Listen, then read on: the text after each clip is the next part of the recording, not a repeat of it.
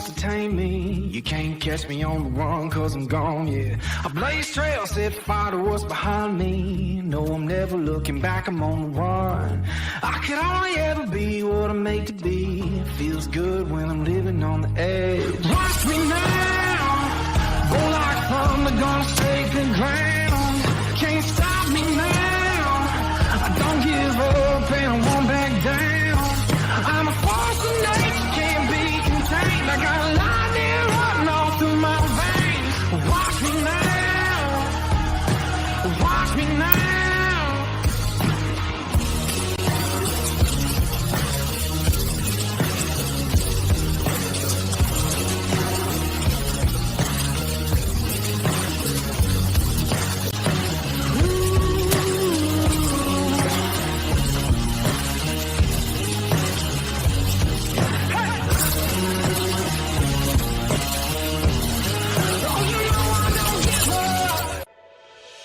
Hi, I'm Wyatt Milan. I'm from Canova, West Virginia. When I'm back home, you'll find me at my local Par-Mar store. We have that gold and blue pride at your local Par-Mar store. We are coming to your neighborhood soon. West Virginia, Kentucky, Ohio, Pennsylvania, and Maryland, we have you covered. Download the Par-Mar app and sign up for the Par-Mar Rewards Card. Food, gas, groceries, and more, we are gold and blue proud, and we are Par-Mar stores. If there's not a Par-Mar store near you now, there will be soon.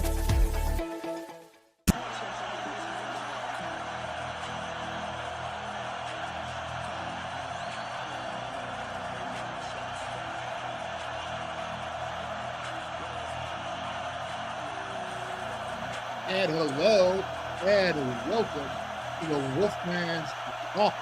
I'm the Wolfman, Darryl Wolfman. I hope you're doing awesome today. I certainly am. We have some great guests for you today. And you can see Penn State. 59 days. 59 days, man. Getting closer and closer. There's no doubt about it. Happy Valley's coming. And it's tough. Looking right here. College football's 10 toughest schedules. They got Beaver Stadium at number 3. Now, when I played, that was number 1 to me, and I played Ohio State and lots of places. But there's no doubt it's going to be tough. The Mountaineers better be ready. Every day it's the countdown. We're just going on and on. And that's what we're doing here at the WolfMan's Call, making sure everyone, Mountaineer fans, the team, everyone knows it is urgency, a sense of urgency to get yourself ready for the big game. Well, we got a lot of things going on today, as I said, and we're going to have head coach of Burlington Township, Tom Madeira. He had coached at West Virginia, known him way back to 1986. This is a man of high class, of high standards, of high coaching, and he just told me right before the show that tomorrow starts in summer ball his 21st season as the head coach at Burlington Township, plus the rest of his career.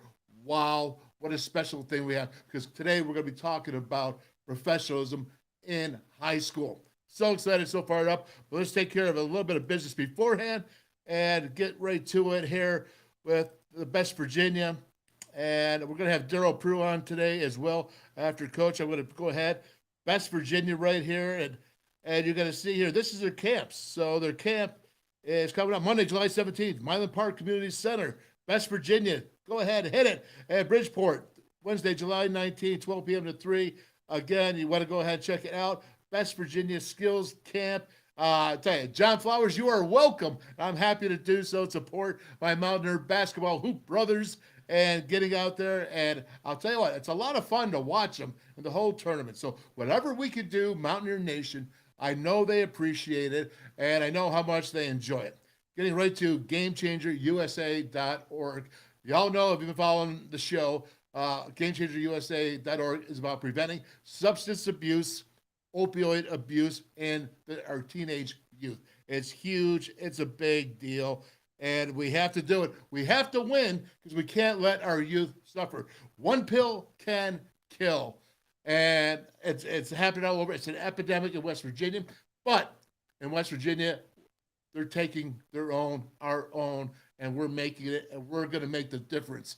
At least starting out here in the state of West Virginia, and then hopefully spreading out through the rest of the country. Let's be leaders, right? Let's be leaders and take control.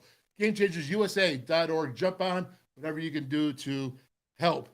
And let's talk about the new thing here. And that would be the WolfMan's Call Restaurant and Bar Network, right? We're like, what are you talking about? Restaurant and Bar Network, Wolf. Well, this is what we're doing this year, and it's kind of cool. So if you see it right here, I have my first two sponsors right up.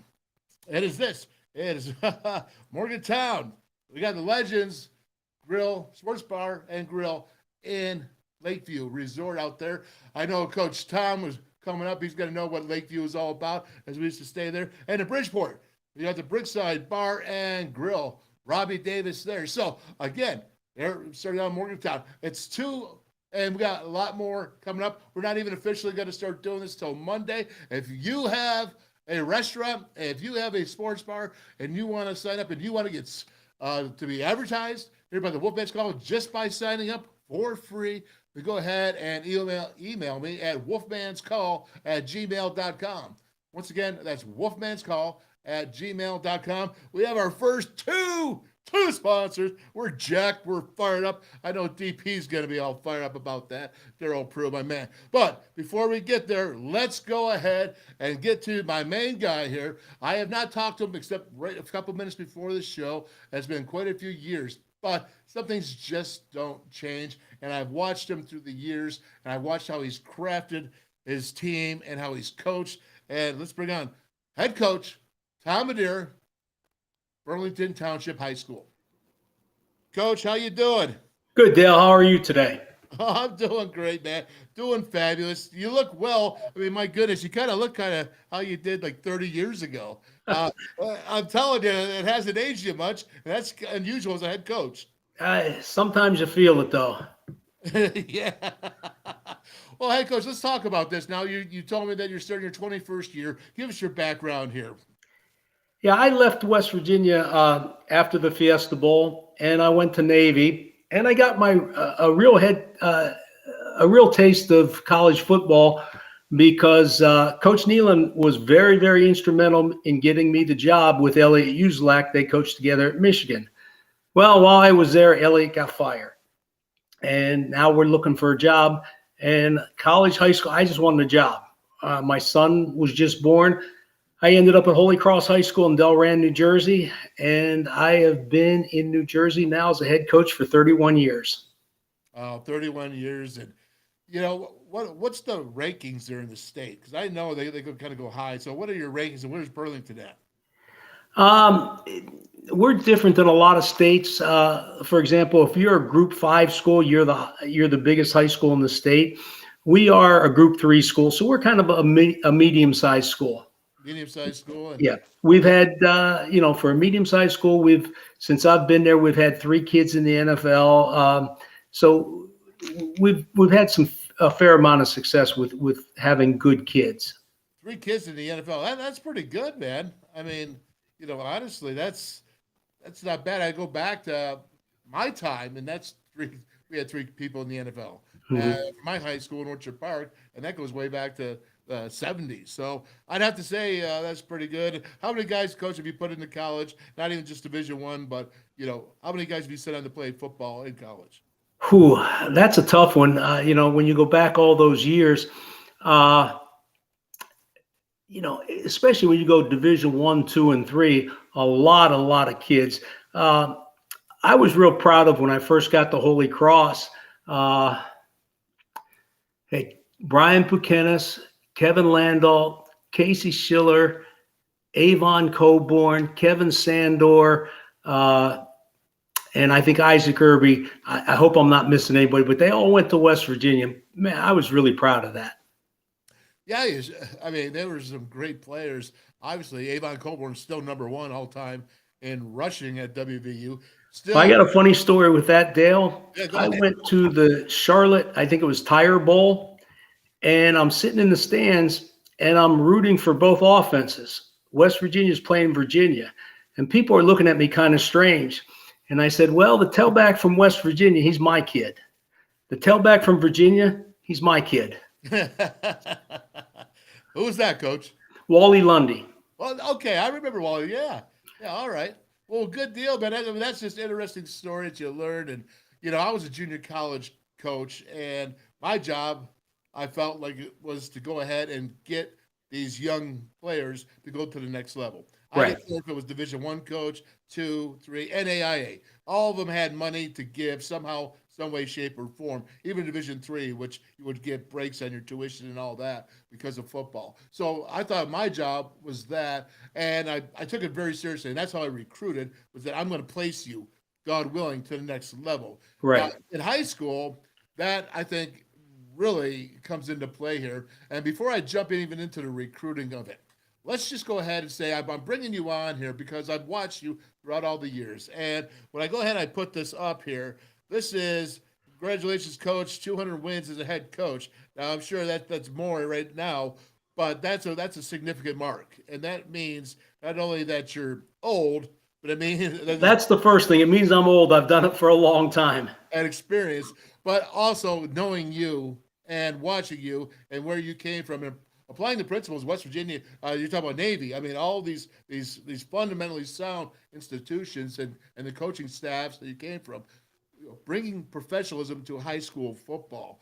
And I think at a time right now, honestly, I believe it could really use a really good shot in the arm with some professionalism. And I could think of a couple here in West Virginia right off the bat. I think of my sons here at Morgantown High and the coaches there. Some of them are doing a really good job. And they're also guys that have been through the program. Well, let's get to you, Coach, with, what is professionalism high school coaching to you?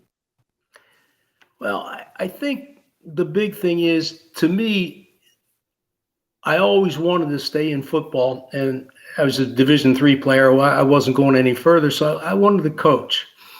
And to me, that was going to be my profession. I see too many kids or too many people nowadays, they want to be a head coach or they want to be a coach, but they'll do it 5 or 6 years and then they're done. To me, this was my profession. And when I tell you I learned so much in 1986, 87, and 88, I hear myself on the field and I go, that's Don Nealon. I hear myself on the field and I go, that's Kurlav.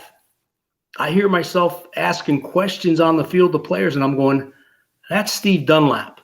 You take so much from other people and you keep it going. And like you said, professionalism to me is like, this is a profession. I'm not doing this as a hobby. I'm not doing it for a paycheck. This is what I do.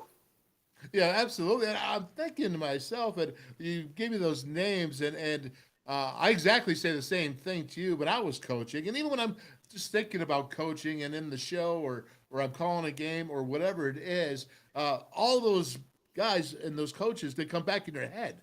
And it's like you're hearing their voices talk like there's somebody right next you to you. pick up things on them. One of my favorite sayings, I say, I'm not the smartest man in America. And I'm going, that's Don Nealon.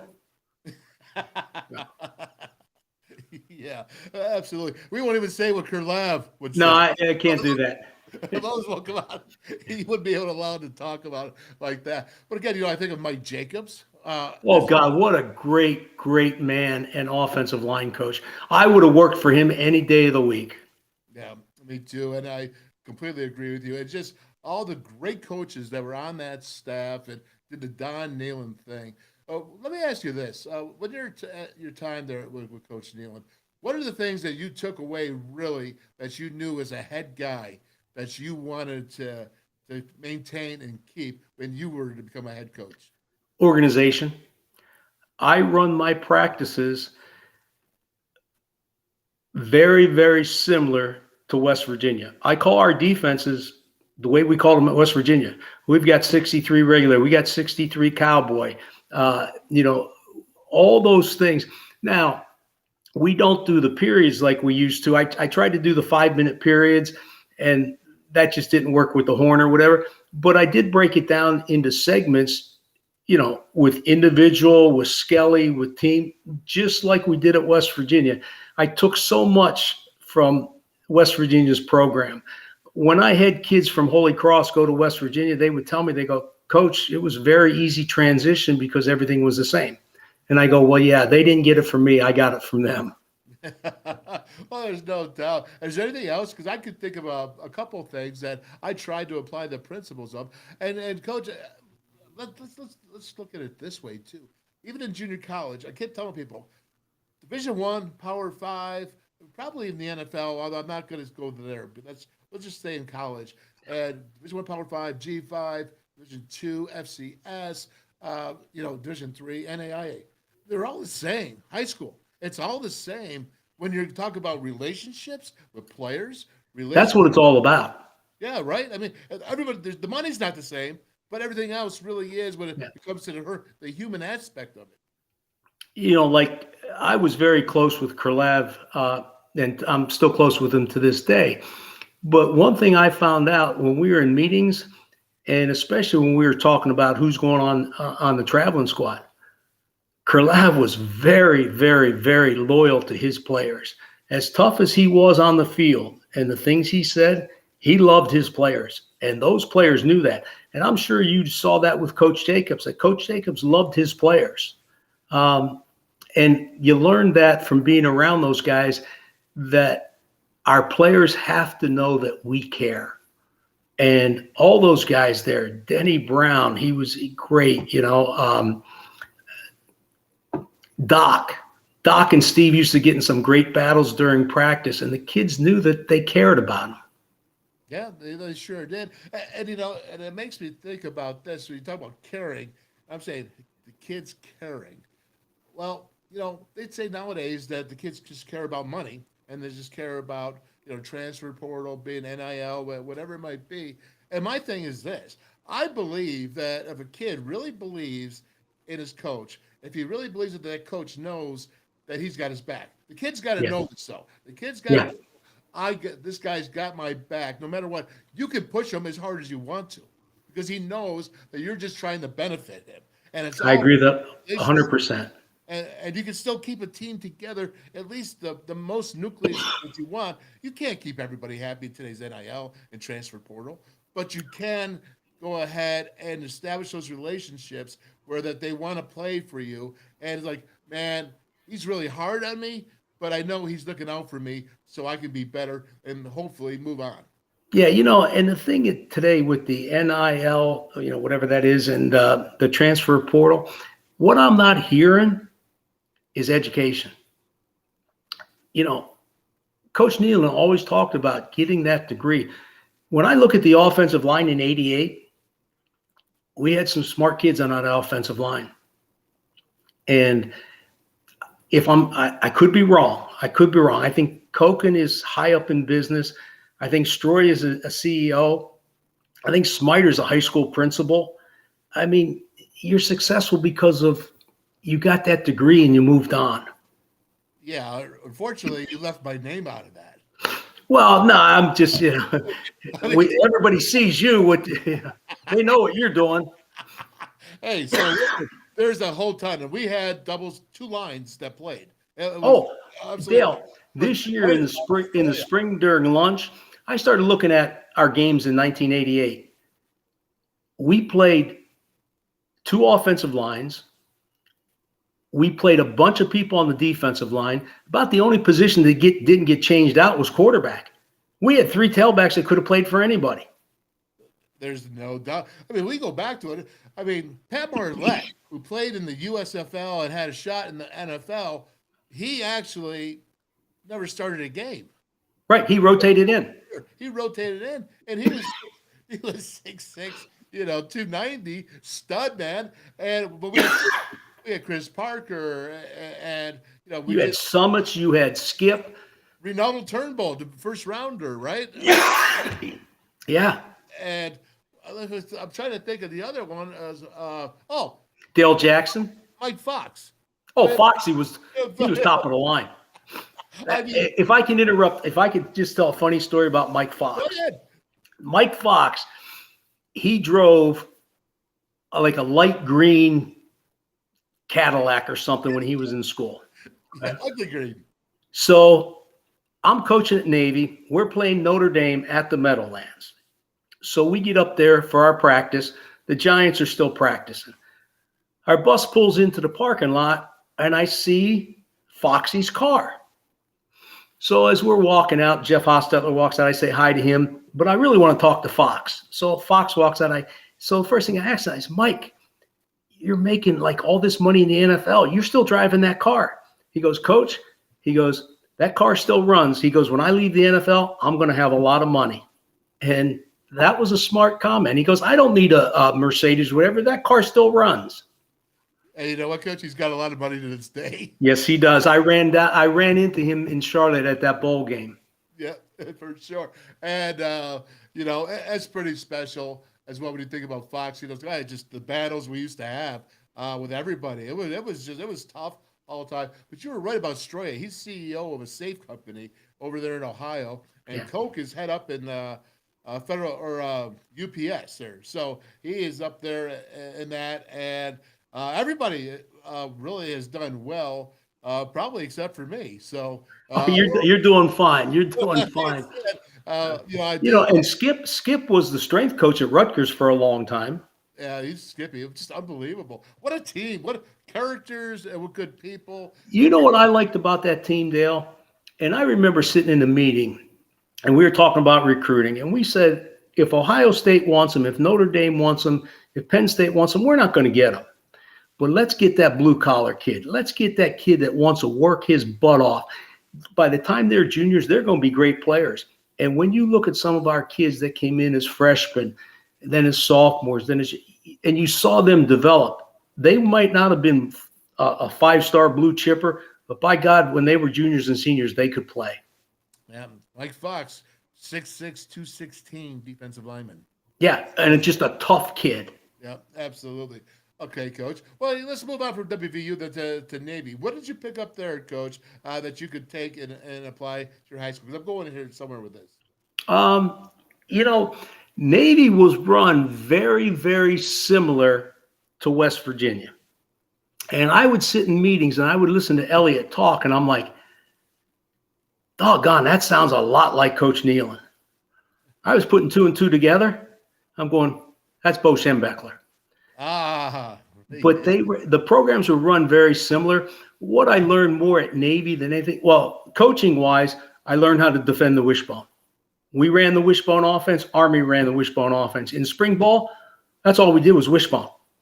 And it was tough when you played other teams because, you'd play BYU with a one-back offense, and we're practicing against wishbone. But I did learn how to defend the wishbone to this day. We had some great coaches. Dean Pease was our secondary coach when I was there. He's been a coordinator in the NFL. He was with Belichick. Belichick's a Navy guy. So he was a defensive coordinator at New England for a while. He's currently the defensive coordinator at Atlanta. Yeah. Okay. Well, okay. So now you got that Navy in there. So you've entered that you're into your high school coaching. What have you learned, and how long did it take you to start figuring out some of the youth? You're not dealing with college kids anymore. You're dealing with some youngers. I'm assuming from ninth grade on. Yeah. That's what you have to deal with. And what was it like for that transition? And when did you learn how to really start to figure them out? Well, the biggest thing was time. I'd get to West Virginia at 7:30 in the morning to a staff meeting. And it was football all day long till we left at night. Where in high school, you have to work during the day and then you have practice and you try to get some stuff done at night. So you had to budget your time a little bit different. And the other thing, I know when I first got to Holy Cross, I said, look, I want to run this just like a college program. And I was told, no, you can't do that. I go, I want to play guys one way.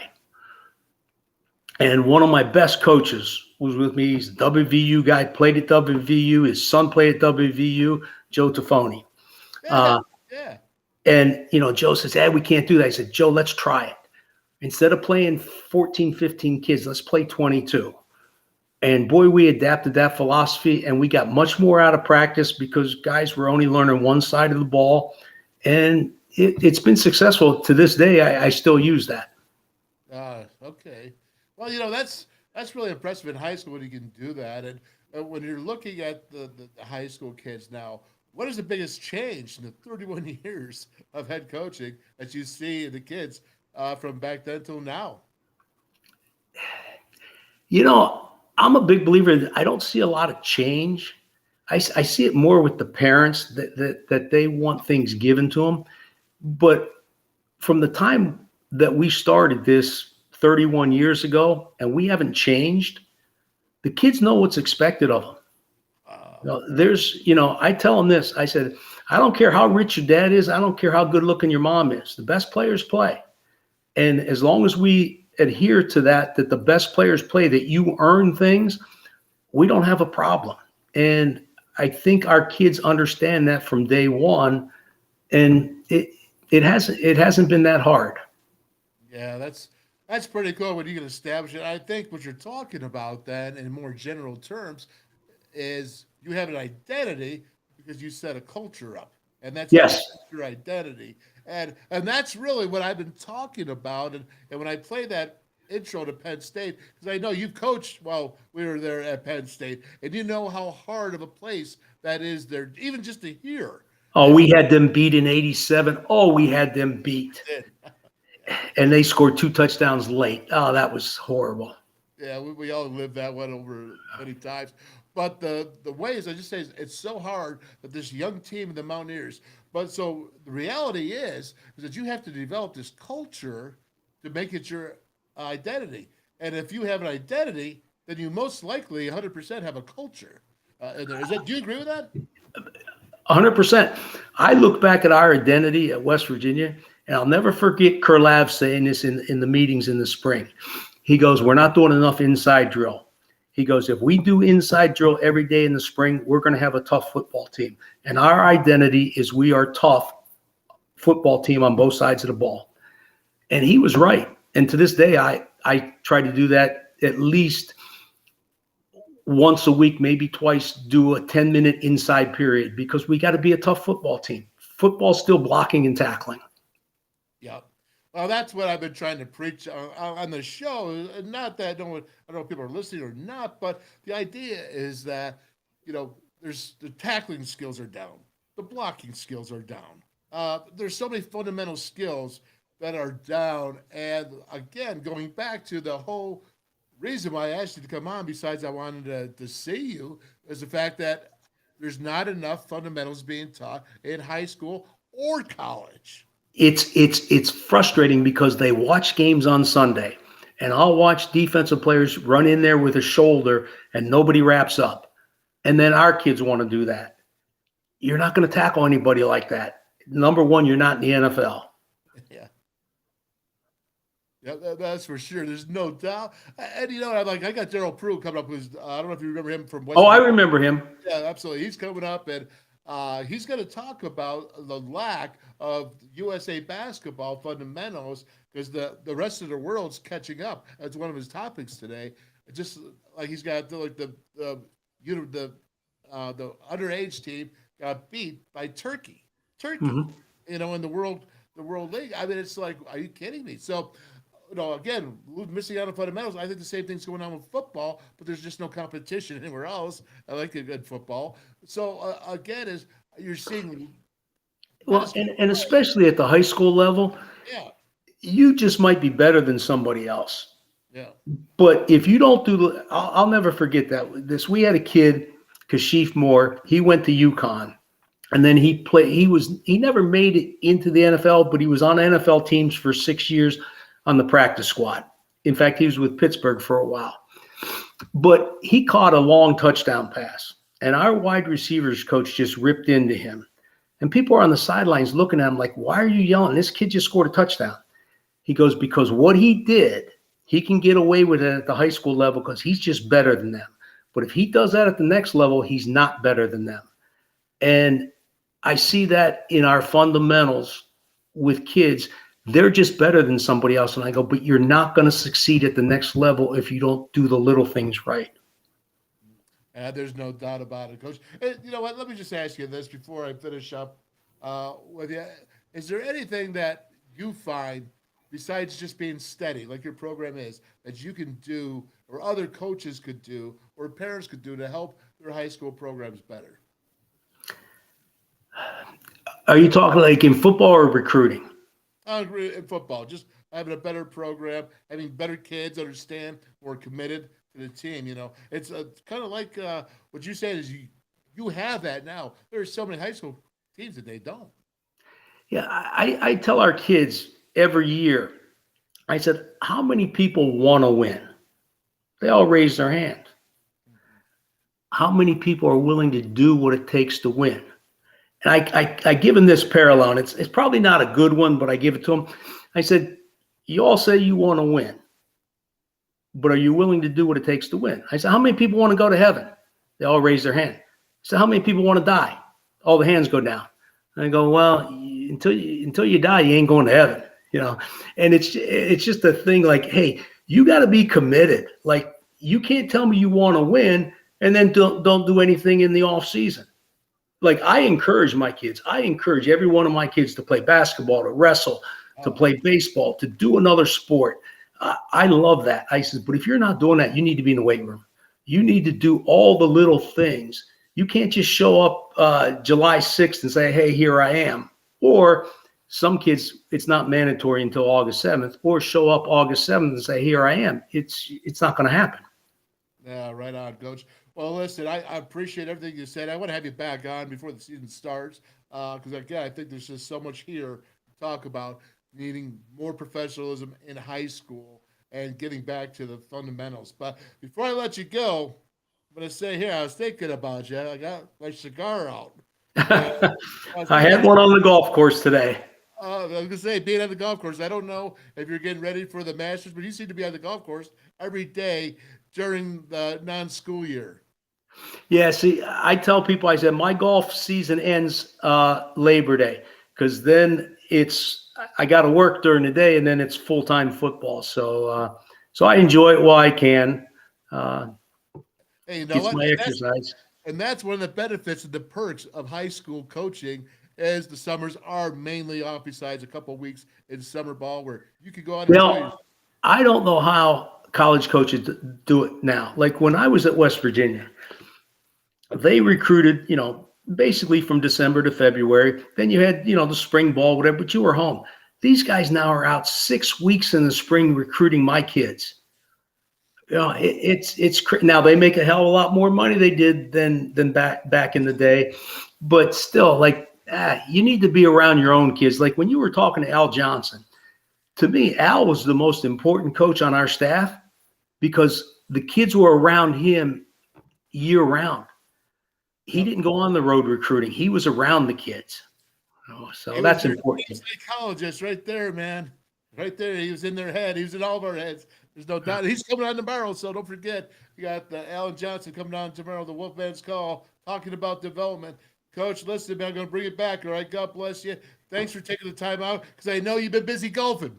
Yeah, thank you for having me, Del. It brings back a lot of memories. A lot of memories. I love it. Good luck this year, Coach. God bless. Thank you. I appreciate it. Take care. Yep.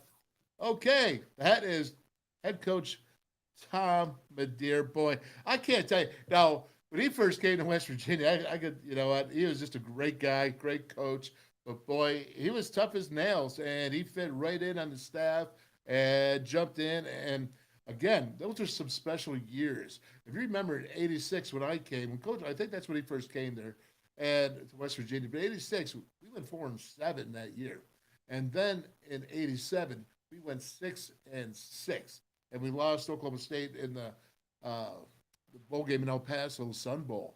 But then the next year, we turned that corner, and we went 11-0 in the regular season and played for the national championship. And the reason why I say that is it is about building. And what he talked about was the idea that we made him tough. West Virginia made him tough, and he runs his high school program. You know what was amazing to me? He sat there and said, not much has changed in the 31 years he's been coaching for him because he runs it the right way. And that's why I think if you're a high school coach, if you're a head coach, if you're a coach that's just learning, if you're a parent that wants to be involved, this is what you need. You need to look at his program.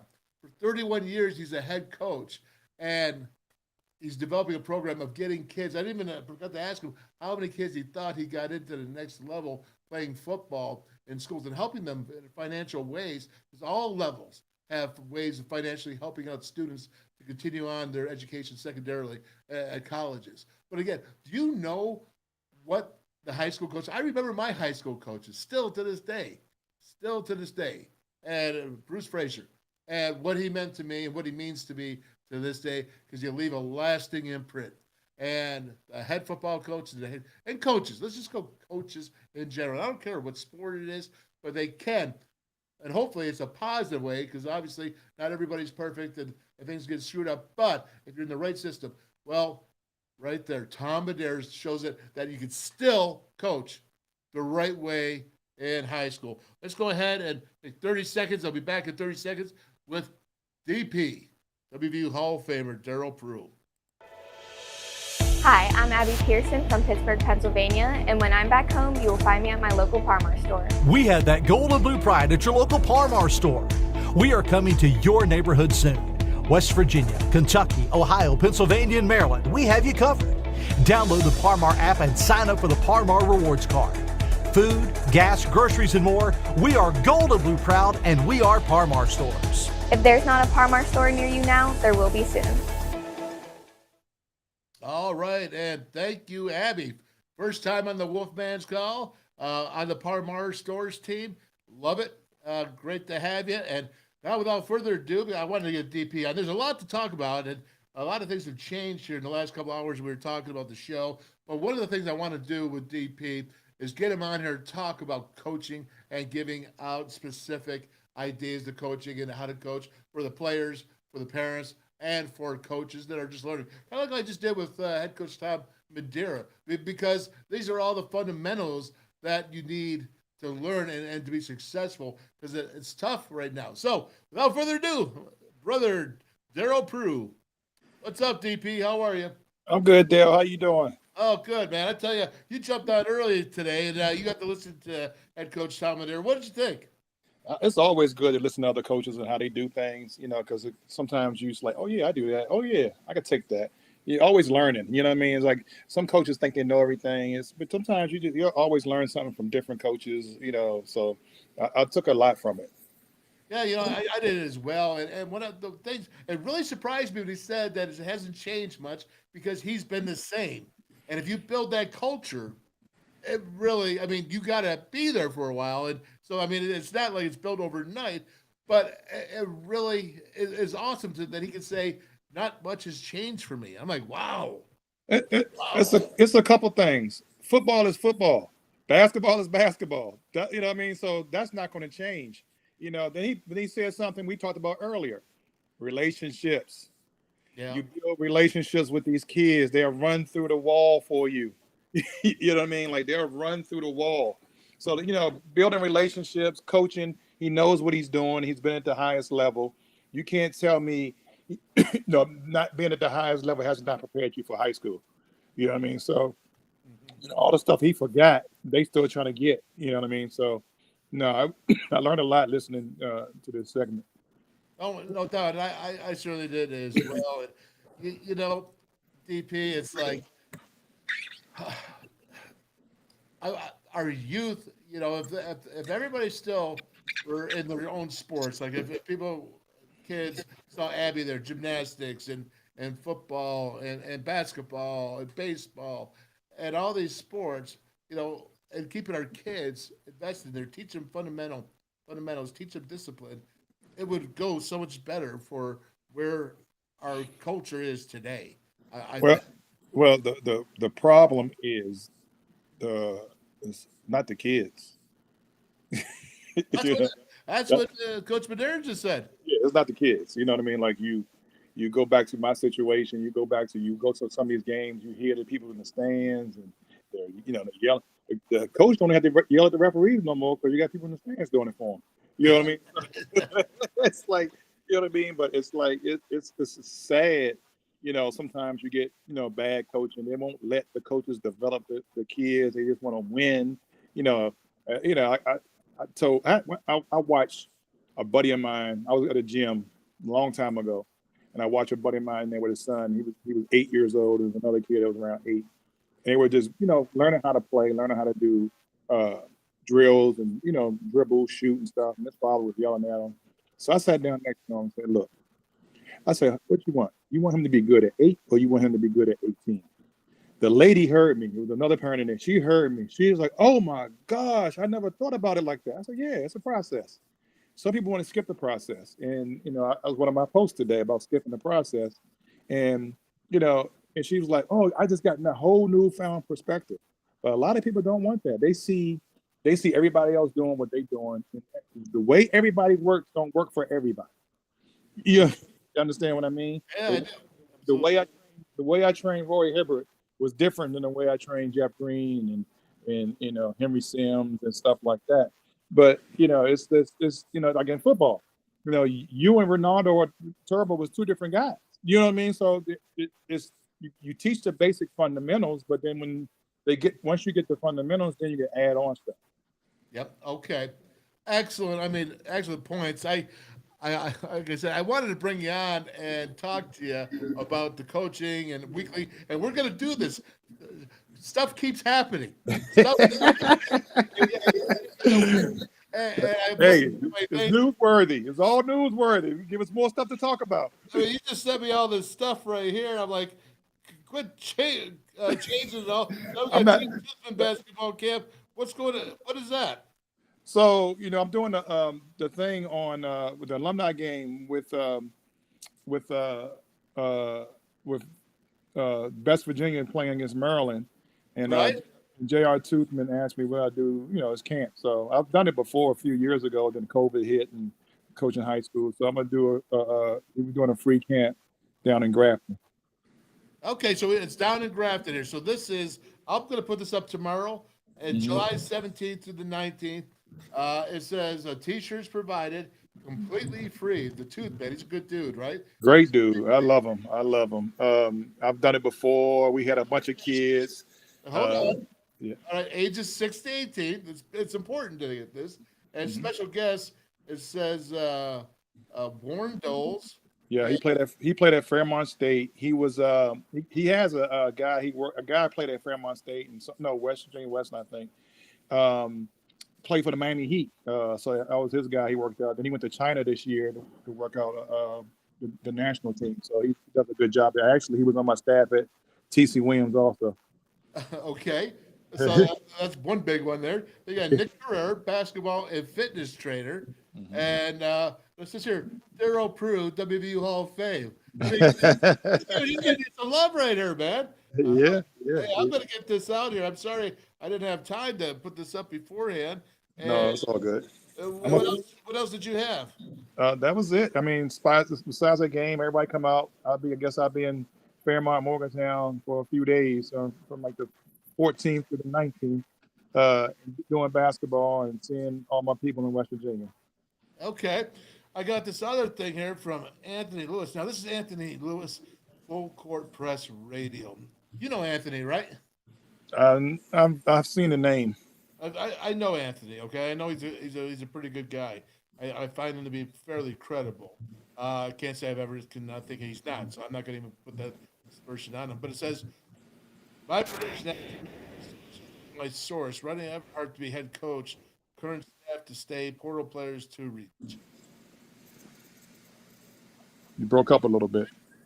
I said, Ronnie Everhart to be head coach, current staff to stay, portal players to return. So he's saying his source, they're saying that if Ronnie were to be the head coach, portal players would return. What do you know about that? I don't know anything about that. I don't think you could do that, can you? I mean, there's got to be contract signed. I don't know how that could be. So they changing the coaches now, or they? I don't think so. I think he's saying if. Yeah. It would return. I mean, think about it, D. So, again, we're talking about Wagoo. He can't come back. He just signed with Alabama. I mean, he could. Could come back. Yeah, I mean, if he didn't take no money, I think he could come back. He didn't enroll in school. I don't know. It's a mess. Well, it's a mess. That listen, I thought the whole point of the whole Josh Eilert thing was being that if you had Josh Eilert, the kids were going to stay, right? players. That's what they told us. I mean, That's what they. was that not what it was supposed to be? That's what they told us. I mean, like, but the concern I have, now Perez put his name in the portal. You got lose Trey Mitchell, you lose Toussaint, you lose Mohammed and O'Connell. That's 5 guys that was there. And you lose Trey. That's why I said Mitchell. Trey Mitchell. Oh. I was like, but you lose 5 guys that was there. Mitchell was a big part. Toussaint was a good piece. Yeah. Muhammad was a good piece. O'Connell was a very good piece. Then, we was hoping to see Perez this year. They're saying he was really good. And you lose your core. That's your core. And, you keep all the other people, which is cool, but like you want to keep your core. And not keeping your core is like, it's gonna be something else. What's upsetting to me is this. Okay, there's 2 things. Ronnie Everhart is a very good friend of mine. I love him. I'm not gonna lie. Okay, he's from Fairmount, West Virginia. Ronnie is the whole family. He's a legend in Fairmount, legend throughout this whole state for that matter. But he's got 30+ years of experience in coaching, and he's now in community relations. I'm not gonna lie. There's no logic in the fact of all these young guys. They're good hires individually. They're really good hires individually. But as a whole staff, I don't see it, D, and I just don't. I don't understand the logic. And I think if you look at it, you spent a whole year training Okonkwo, spent a whole year training Mo, okay? You spent a whole year with even Trey was coming around. Like he was just starting. He was getting a little bit tougher because he wasn't as tough in the season. Like you really think he could take over. You spend all this time training them, and now they're gone. I mean, I thought the frustration of last year was waiting for them to get through it. Waiting for them to get the experience, which they did. And at the end of the season, if you remember, they were so much better than at the beginning. Yeah, those guys, I told you, basketball guys are funny. They'll run through a wall for you if they have a relationship with you. And you would, people were like, well, if Everhart got the job, they probably would stay. Maybe they were torn. They don't tell us the negative stuff. So it looked like it was torn. So to me, those guys worked with the people that was there last year. And if you work with someone and you feel, you connected to them, you're gonna ride it out with them. It's 1 year. 1 year. Everybody had that NIL money and this and that. If you wanted to make that decision to leave, once Huggy left, you knew it was gonna be a change. You would have left in. Evidently, it looked like they picked the wrong person. I'm not saying it's wrong or right. You know what I mean? Like for them, it might be the wrong person because they know stuff that we don't have privy to. Do you think that, well, maybe that it's like they're looking to up their careers and they want to be trained and coached?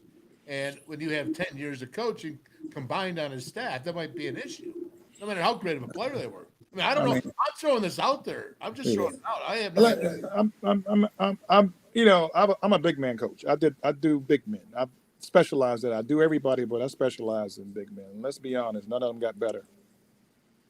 They didn't have one move they could go to. They were just, pick and roll guys, except for Mitchell. You know what I mean? So, there's no moves. There was no. It's a lot that can be said about a lot of. It's not just here at West Virginia. It's a lot of programs, and I think it's back to lacking fundamentals in a lot of places. Yeah, so big men fundamentals are different from it's the same footwork and stuff like that. It's not reading right. The 5 guys that was there last year, you wait to who they pick and they leave. They could have left once Huggy left. You know what I mean? So I don't know. Well, I'm going to go here with this. Here, this is sky is limit. I'm going to put out everybody's ideas. I said Mountaineer Nation can voice what they want to say. That was respectful. It says should have never ever fired Bob Huggins. It's his opinion, or their opinion. What was done was wrong, but I've seen many do way worse and nothing done. I can think of many teachers and so on.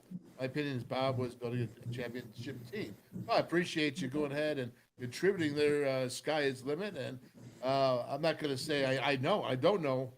Could be.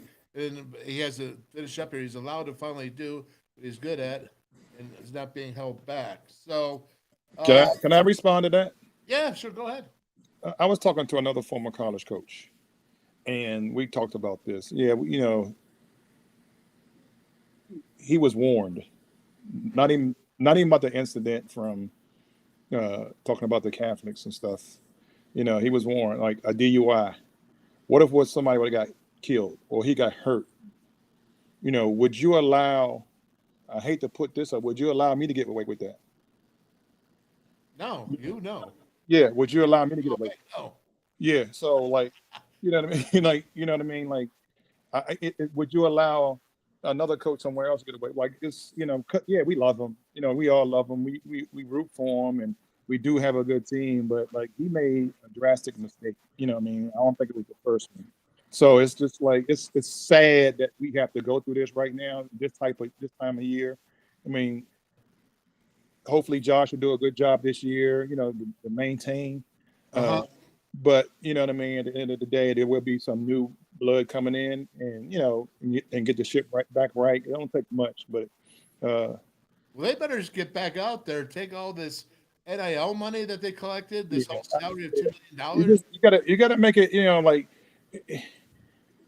West Virginia is more attractive now than when I came in. Let's be real. You know what I mean? Like there was nothing in Morgantown. You know what I mean? And you didn't have no practice facilities. We didn't have a lot of different, you know, support like they do now.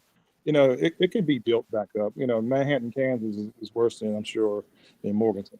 But you know, it's just, you know, it's just sometimes it might be just time to move on. You know, it's like, you know, did they call the old coach that was there, Eric Martin, to see if he was interested, that had experience, you know, if he didn't come back for 1 year, you know what I mean? Did they bring in Catlett to get some, you know, just to get some stabilization and, you know, get some points on this? It's like, it was, if you're going, you know, I think the smart thing to do was go, you know, keep it in-house, but you keep it in-house with a guy you have one guy that has head coaching experience and one that doesn't.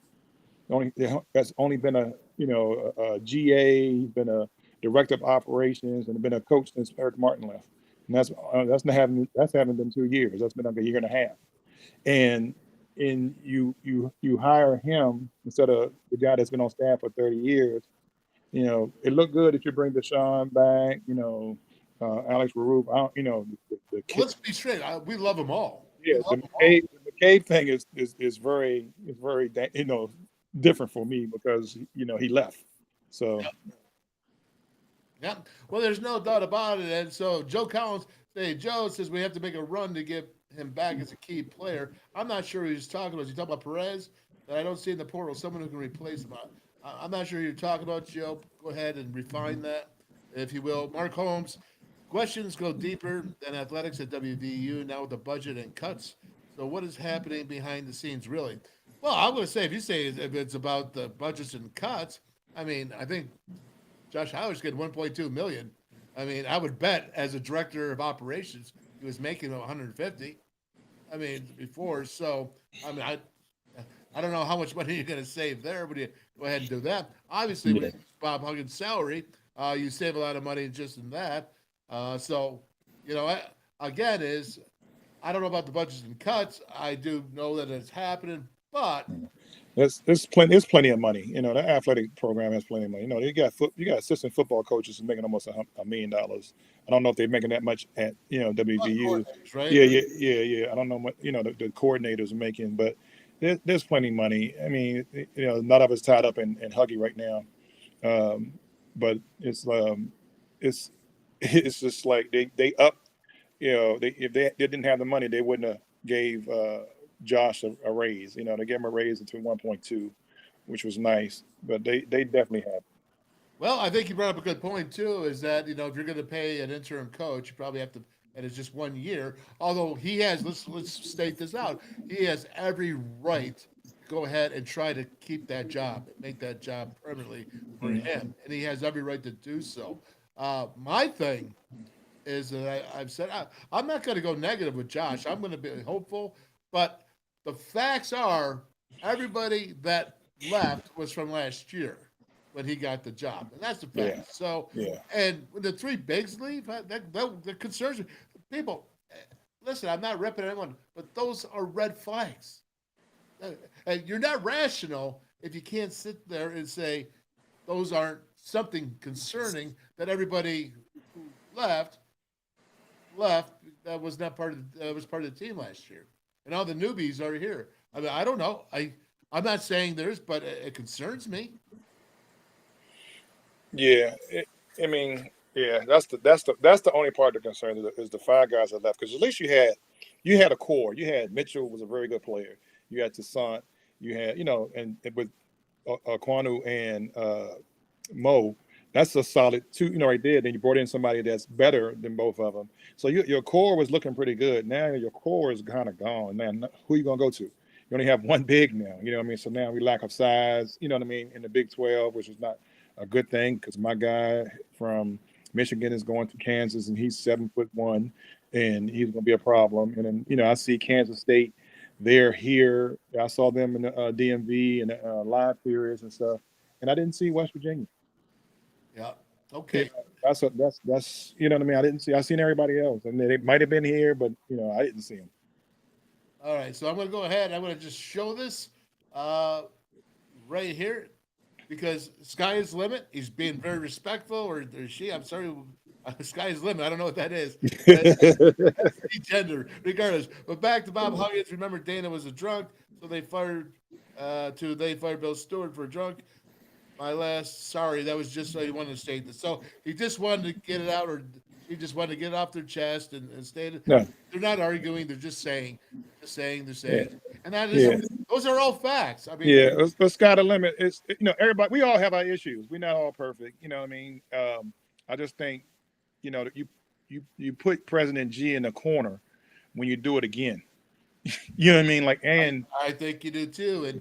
And when you do it again, and you do it in Pittsburgh, then the report comes out, you thought you was in Ohio, and your car is damaged. It's like you put, then it was on all over ESPN. Now you put President G in a whole different mode now, so he had to protect himself and the university.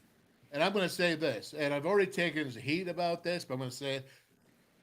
Bob Huggins, I understand why he was let go. And I'm going to tell you this, that I still love the man. Okay, I love the person.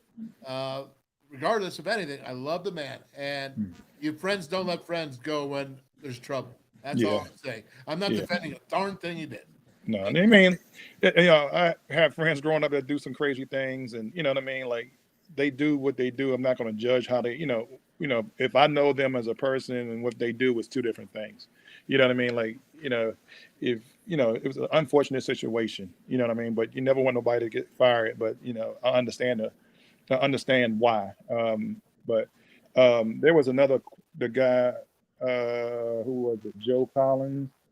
He was talking about. Look at it. I'm giving us a little love here. Yeah, he was talking about Perez. Was that Perez he's talking about? Yeah, okay. Yeah. He's saying that there's nobody on the portal. We should try to focus to get him back. Well, what do you do for that, Dave? How do you go ahead and try to? Yeah, I don't know why he put his name in the portal. So it's not. I don't know if he got hot again, and somebody didn't get somebody. But those questions are like we don't have answers to. Okay, no answers, and of course I dig this. Hey, listen, if you got questions, I put out the link now. If you want to join in. And respectful, D's right here, and I know he doesn't mind. He's ready to take the heat. Yeah, these are good questions, and they responding, and these are great. You know what I mean? So, this is what it's for. You know what I mean? Like it's you got to be objective and still I'm still a fan of WVU. But you have to be objective also, because sometimes we get blindsided or blinded. Just thinking about one way, and it's we have to think about all the different things too. I think it's so important that as a fan, I'm a fan, you're a fan. We have more knowledge in our sport specific areas than many, because of our situation being there, being closer, being tied to someone that knows, whatever it might be. But regardless, you have to look at the facts evenly, and you got to be nonpartisan. You have to be non-passionate at it. I think you really have to look at all the things and break it down and say what's best for the university. And if you can look at it without the passion to make the final decision, I think that you're going to be a lot better off. And I think that applies to a lot of what WVU is going through right now. I wonder if President G got some heat last year from the DUI. You know what I mean? Because he reacted really strongly on this one. You know what I mean? So, let's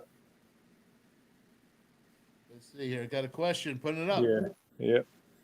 Do y'all believe Kobe is capable of stepping up? He has been very loyal, but never hear about his progression. I do see Seth Wilson having the capability to play the 3 if Perez doesn't come back. So, interesting point there. Yeah, I didn't know Kobe was coming back. I mean, like they had some other guards that they brought in that's good, and the guy from I forgot his name from South Dakota State is going to probably be the starting 3. He's very athletic. He's very good. I think people slept on him, but he's the type of athlete you need in the Big 12. He might be a difference maker. It just now they don't have a power forward. You know, like you don't have a Trey Mitchell was, you know, he had great size. He was 6'9". He could play outside of in. You know, they're going to play different, but you know, Seth Wilson. You know, I don't know how good the other guards that was from Manhattan are because I've seen them. It's kind of hard to watch on tape. They don't, you know, I don't know if they're the same. They look similar, but you know, it's just kind of hard to say because now they want to battle it out. Well, there you go. It says you can play the Baylor 4 out. Joe Collins coming up. He's coming at you. It's okay. Yeah, you can, but you got to play defense too. So you know, you get them guys that's running in there. You know, so it's and you know the big kid Edwards that came from Syracuse. You know, did he play any man? No, he like to sit there in that zone a lot. So. No, I love all these questions. It's like this is the most engaging we had since we started. So this is great. Well, once again, now we're just every day we're growing, man. And did you hear about? I'm interrupting here, but did you hear about the new WolfMan's Call restaurant and bar network? Have you heard about that? No. Okay, so it basically is if you go ahead and you sign up for this because it's on YouTube, right? Sign up for YouTube and you go ahead and do it. We're going to advertise them on the air. So when I saw that on the first one. Did you see that right here? Yeah. Okay, so Legends, right at Legends there, Lakeview Golf and Resort, right there where the team used to stay, and then in Bridgeport with Robbie, their Davis. At Brickside Bar and Grill. This is 2. Now, we already have more. Okay, and Monday we're going to be coming up, but these are the official 2 flaggers. We're going to call them flaggers that are starting this off. And every show, Monday through Thursday, they're going to be at 4 o'clock. They're going to turn on a TV. So if you're at your favorite restaurant, if you're at your favorite watering hole, you can go ahead and get on the WolfMan's Call, and you can stay up to tune with what Darryl Prue is talking about. Right? Hey, I remember. Hey, remember I did one of the pregame podcasts at Legends. I think I did 2 of them. I thought that was that. Okay, we'll go with Legends. All right, there you go. That's in Lakeview, right? Yeah, that's in Lakeview. Yeah. And Gizzy's out there, Aaron Gizzy, and he's running the ship there. He's the pro golf pro out there. Oh, okay. And it's all getting remodeled. It's really pretty impressive. So Legends out there. Lakeview Resort, Sports Grill, go out there and golf, man. You know, Coach Madeira would have loved that. Yeah, I'm gonna check out the Bridgeport Brickside when I'm in Fairmont. No, that's in Bridgeport. So, how far is that? So it's about 15 minutes down the road. But you know who that is? That's Robbie Davis. Now, his daughter, Sierra, one of his daughters, it's his oldest daughter, Sierra. She worked for me in the WVU Varsity Club. Oh, cool. At the Coliseum. So she was there. So, yes, they are tied. And, yes, they're probably a little bit homers right now. But, of course, they're putting it up. And I think on Monday we're going to have the first list of the show. And I think we're going to have quite a few places on there. Listen, all you got to do is go up to the owners and managers and say, hey, we want this WolfMan's. It's free, people. You can get an EP on it for free. Well, what else do you want? You can get your questions answered. And you know what? So anyways, let's get back. I did want to finish off here. If these questions have stopped here about rolling it. And this is what I really wanted to get to today. But like I said, you know, Perez goes in the portal. Wagoo, I see, goes to Alabama. I mean, That makes me mad about what that kid had some talent, man. And seeing him just go right to Alabama, that's like, wow. We went through all the tough times he had last year where he was coming around. In my opinion, I thought he was coming around, and I thought he was just missing out here. So let's go to Jay Bilas here and see what he says here. Tell me what you think of this. I shouldn't be surprised by some of the players that went undrafted, but maybe it's because of my age. Seeing guys that were first team All-American not get drafted at all, whether it was Drew Timme of Gonzaga, Damascenogo of UConn, Oscar Tshiebwe of Kentucky, Azuolas Tubelis of Arizona. If you're not a big guy that can step away and shoot it, it doesn't mean you don't have value in the draft, because I think there are a number of undrafted free agents that are going to make NBA teams and play in the NBA. But that's why they didn't get drafted, is they don't fit the suit in today's game as big guys. But I was mildly surprised that Marquise Noel of Kansas State didn't get drafted. He's small and he's older, but he can really play. And then Terquavion Smith of NC State, I thought would be drafted in the second round. He went undrafted. Whoa. Now, you know Marquise Noel. I can't believe that. My favorite player in the last 10 years. That he did not get, even though he's 5'5" or whatever. Right. You know, but I thought Jay's talking some real truth there, that the game is changing. And I think this goes into a lot of things that you were talking about. So let's just hit that. I mean, unless you got to go, man, I got all the time in the world. No, I'm good. So, Marquise Noel, what I say back in December about him, best player in the league. So I thought I said that in the show. That was me. you came along. So, literally, I'm at the DC Live, or DMV Live at DeMatha High School, and the whole coaching staff from Kansas State was there. And I was telling them, I was like, "Yo, I love that kid. How did y'all where did y'all find him?" And they were just saying how he ran the practices, how he was just, unselfish and he could shoot it. I said, yeah. I said that's gonna be hard to replace. All right, so let's go on Jay Bilas. Jay Bilas knocked it on the head, So your traditional centers, the Tshiebwe of the world, he's gonna be a good European player. There's nothing wrong with not making an NBA. He can't, as here, he can't shoot outside a layup. Timme is not as big as people. He's not that athletic. He has to be a 3 instead of a 5. And the other two guys, they just, they don't have much to their game. You have to expand your game a little bit, and that's where development comes in. Yeah, you got to get a move, but you also got to work on your 15-foot and et cetera. So like with Roy Hibbert and Jeff Green, what I would do with them, I get them good at 2 or 3 moves and a counter move.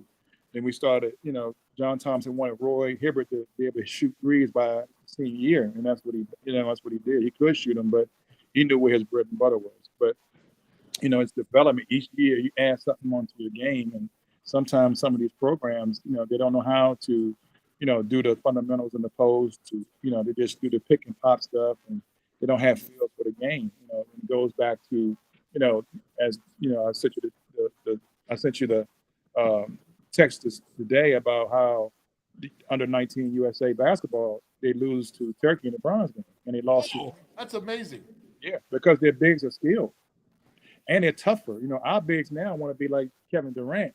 Their bigs want to be like Joker. They want to do both. You don't have to be super athletic to play in the post. But you got to know how to play the game and just stop jacking up shots. Joker shot when he wanted to shoot.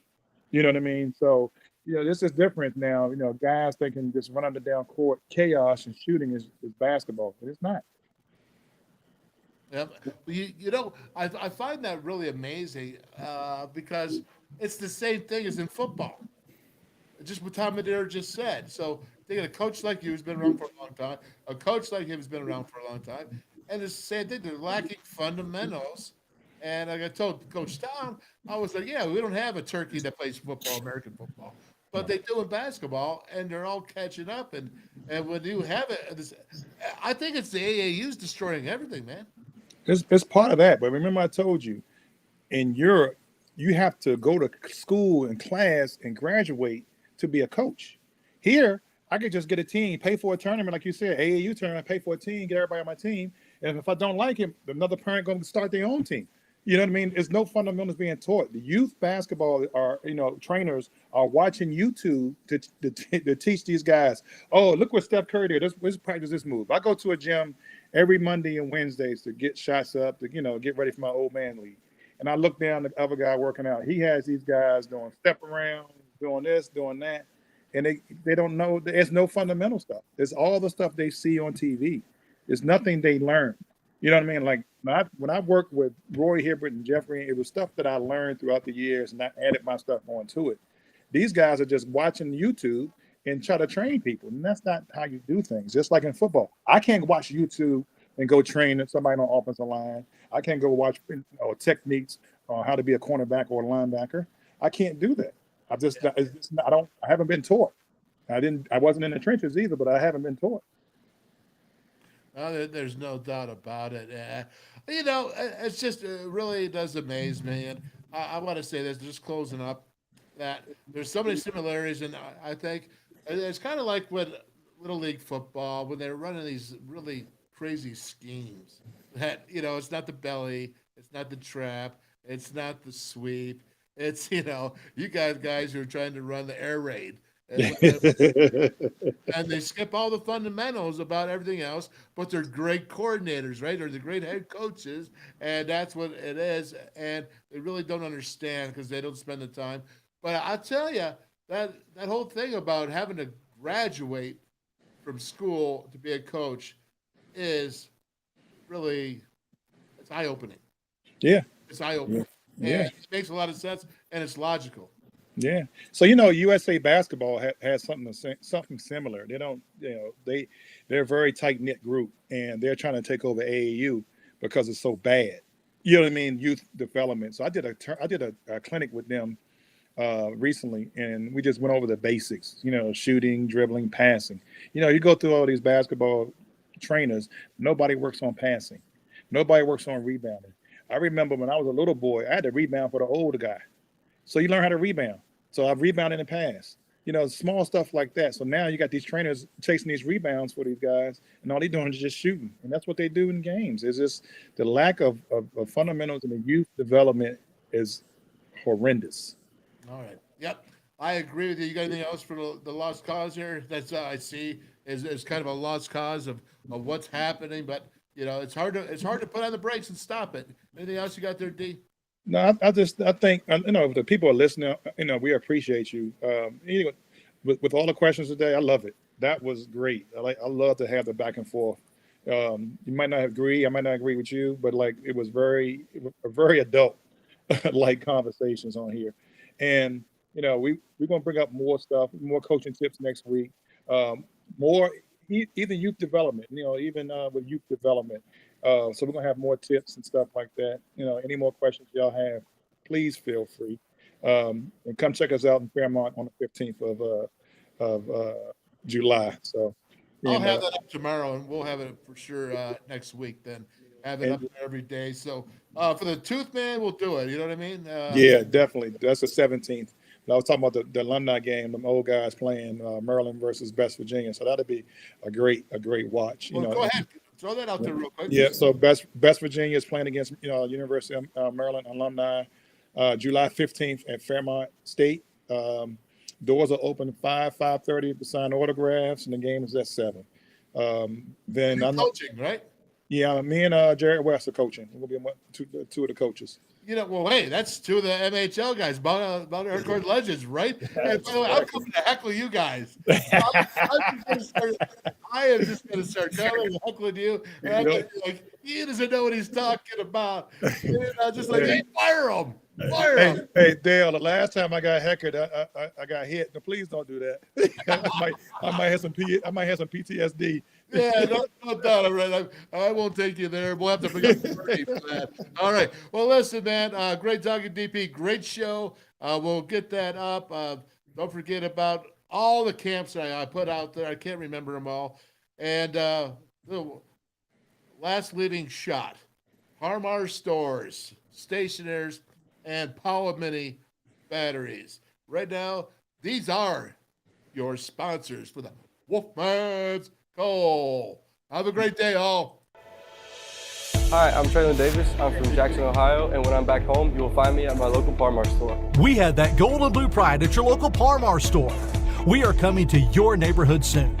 West Virginia, Kentucky, Ohio, Pennsylvania, and Maryland, we have you covered. Download the Par-Mar app and sign up for the Par-Mar Rewards Card. Food, gas, groceries, and more, we are gold and blue proud, and we are Par-Mar stores. If there's not a Par-Mar store near you now, there will be soon. Stationers, #1 office supplier in West Virginia. Always in stock.